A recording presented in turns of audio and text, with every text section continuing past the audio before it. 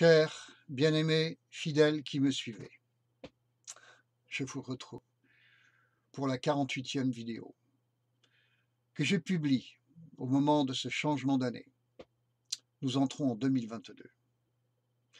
Je voudrais donc vous donner quelques perspectives pour le futur et vous dire que le contenu de cette vidéo va mettre en relief l'activation du plan de Satan et de ses conséquences. Pour la France, qui sera de plus en plus prépondérante en Europe, nous allons être, je crois, relativement préservés jusqu'aux prochaines élections présidentielles.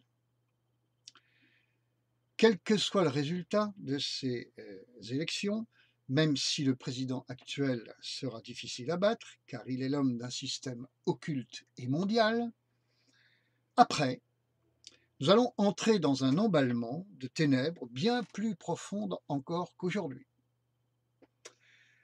Il faut revenir sur Apocalypse 13, où il est question dans les versets 1 et 2 d'une puissance planétaire.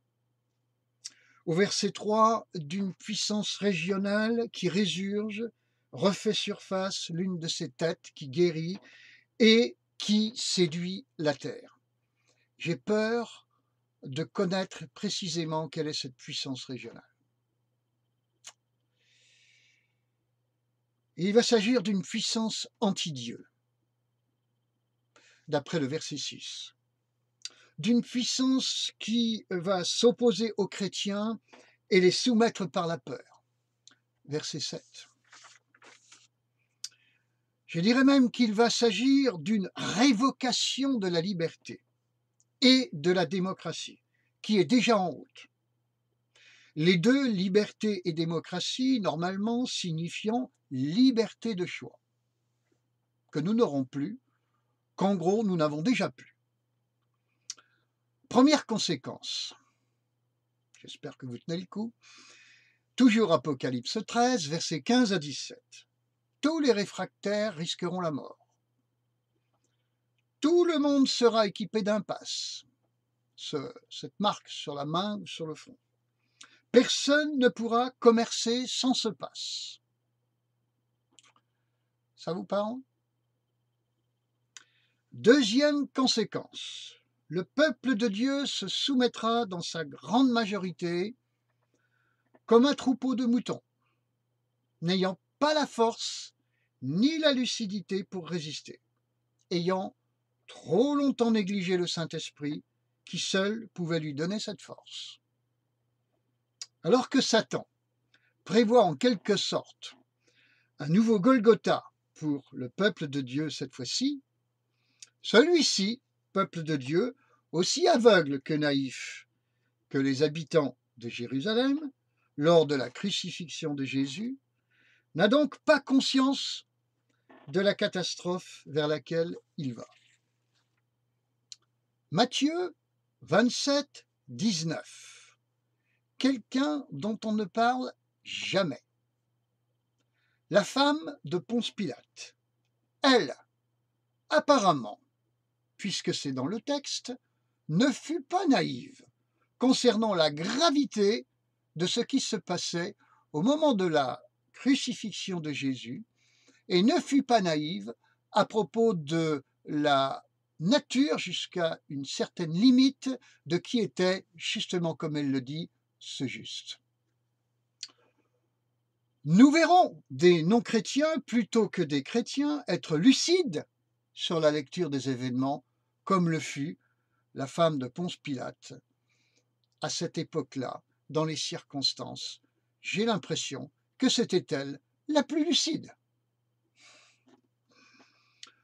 Et oui, effectivement, Jésus lui-même dit dans l'évangile de Luc au chapitre 16 et au verset 8, « Les enfants de ce siècle sont plus prudents à l'égard de leurs semblables que ne le sont les enfants de lumière. » Pourtant, enfants de lumière. En outre, bien-aimés, la théorie de l'enlèvement de l'Église avant la grande tribulation est certes rassurante, mais risque fort d'entretenir cette naïveté et donc l'impréparation des chrétiens face à ces choses. Au XVIIe siècle, frères et sœurs, la tolérance religieuse s'est peu à peu réduite jusqu'à être totalement révoquée. Les protestants de l'époque n'ont pas joui de l'enlèvement, eux. Ils ont dû abjurer leur foi, fuir à l'étranger, voir leurs enfants enlevés, leurs maisons détruites, leurs ministres qui résistaient massacrés, leurs lieux de culte rasés. N'était-ce pas pour eux une grande tribulation? Un siècle plus tard, c'était au tour des ministres catholiques d'aller se cacher dans les mêmes antres où se réfugiaient avant eux les pasteurs protestants. Troisième conséquence. J'ai un témoignage véridique à vous donner, mes bien-aimés. Dans une ville où je sers le Seigneur, il est arrivé ceci. Des hommes se sont trouvés coincés dans un ascenseur en panne. Contraints de faire quelque peu connaissance, l'un a dit « Je suis prêtre » et les deux autres ont répondu « Nous sommes pasteurs ». Et ils se sont mis à prier ensemble pour que cet ascenseur se débloque. Et Dieu les a entendus. Vous comprenez le message de Dieu? S'il faut des ascenseurs bloqués pour se mettre à genoux ensemble et demander ensemble secours à Dieu, il y en aura des ascenseurs bloqués. S'il faut des martyrs pour que leur sang serve de message aux naïfs, il y en aura des martyrs.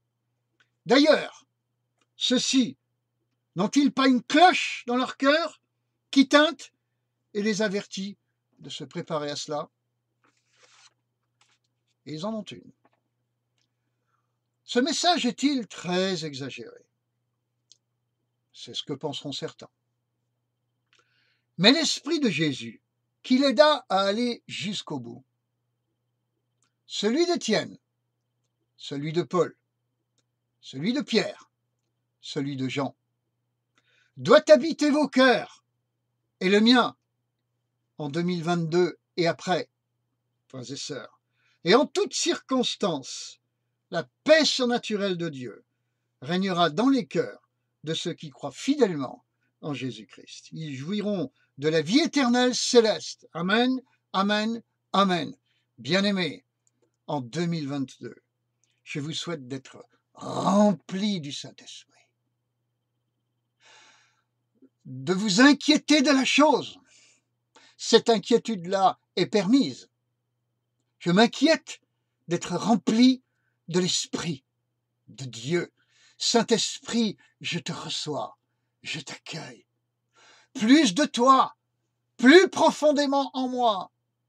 Au nom de Jésus, je t'en prie, plus loin, plus large, plus intensément, plus profond, plus profondément en moi. Saint-Esprit, viens régner en 2022, je t'en prie, afin que je sois éclairé, à ma place, dans les œuvres bonnes dans lesquelles tu m'attends. Que tu ne pleures pas en me regardant, mais qu'au contraire, tu te réjouisses. Que le Seigneur vous bénisse ainsi. Recherchez sa bénédiction, vous trouverez le pays promis. Grâce et paix sur vous, mes bien-aimés, en Christ Jésus. Je vous embrasse tous de tout mon cœur. Au nom de Jésus. Amen.